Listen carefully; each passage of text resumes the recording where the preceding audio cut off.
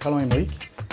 Je suis responsable méthode et déploiement en maintenance industrielle dans le département Industrie Service.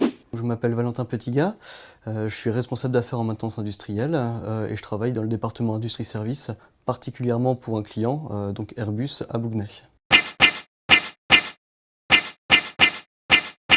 Donc SPI est présent chez Airbus depuis 2004 sur Bouguenais, et donc on a des contrats multitechniques avec divers métiers, donc notamment la mécanique, l'électromécanique, l'automatisme. Donc la particularité de ce site, on a 100 personnes présentes, différents contrats avec des managers, donc voilà. Aujourd'hui, une minute d'arrêt de production sur une des lignes comme celle qu'on a utilisée pour le POC, c'est vraiment des enjeux majeurs pour Airbus. Et l'idée, c'était d'instrumenter justement cette ligne de production-là pour pouvoir anticiper la panne et puis diminuer ses risques. Donc le POC, le Proof of Concept qu'on met en place chez Airbus, ça s'inscrit dans une démarche Smart Industry au sein de SPI. Et donc, on a fait le choix de l'installer, de le mettre en place sur la ligne A320 au sein d'Airbus. Donc, une ligne à fort enjeu de production, avec des cadences qui ne cessent d'augmenter et des contraintes de nos clients assez élevées.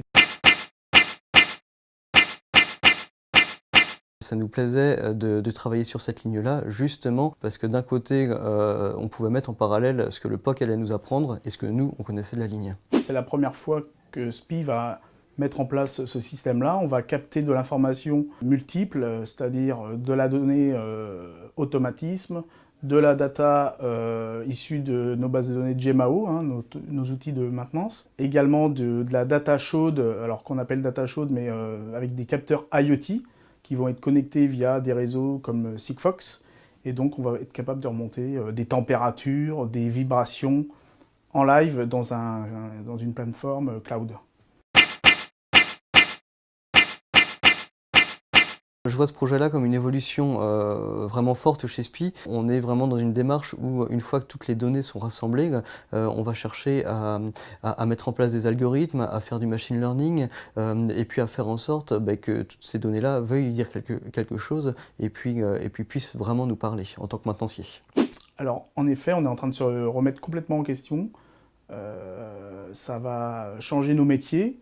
L'approche de la maintenance évolue et donc du coup, avec tout notre encadrement, on va devoir se doter de nouveaux métiers au sein de l'équipe, avec exemple des data scientists, data analysts, et également des compétences sur l'instrumentation des IoT, les objets connectés. Mais pour nous, en effet, c'est des nouveaux métiers et on va devoir évoluer.